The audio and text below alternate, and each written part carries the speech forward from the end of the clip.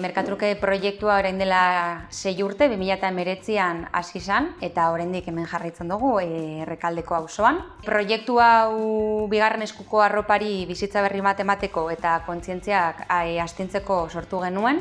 Eta egiten duguna da, hilabetean behin hemen Errekalden esan dudan moduan, merkatu txiki bat sortzen dugu, bigarren eskuko arropa trukatu ahal izateko. Ekarri dezakezu erabiltzen ez duzun arropa, eta erabiliko duzun eta bizi berri bat emango diozun arropa hartu dezakezu.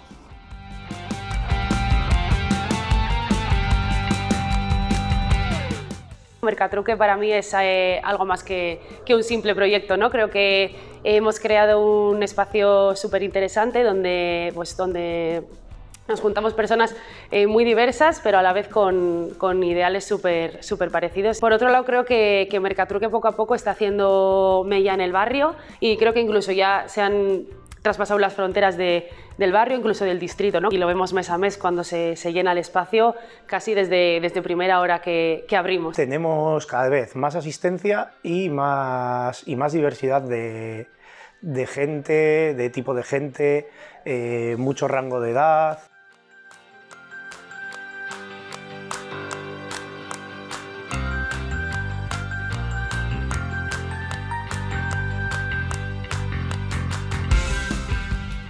Para mí primero, una parte es la ropa, ¿no? La ropa que yo no uso, que otra gente la pueda utilizar y al revés, ¿no? Hay gente que otra ropa que no le guste o que no la use ya, la use yo. Y también un punto de reunión, ¿no? Es como un plan ya mensual que pasas la mañana, ¿no? Te lo pasas bien y ya está. Y te reúnes aparte con ellas, con otra gente, o sea que bien por todos los lados. Gustatuko litzaiake beste udalerrietan komunitate txiki bat edo talde txiki bat ideia balin badu horrelako proiektuak egiteko animatzen zaituztet horrelako gauzak egiteko, ze azken finean era batean ala bestean oso baliogarria da barradatek edo biztanleri txiki batek elkar ezagutzeko eta komunitateak azken finean lortzeko. Ze gaur egun inoiz baino gehiago komunitateak bai ala bai sortzeko ezinbestekoak dira eta.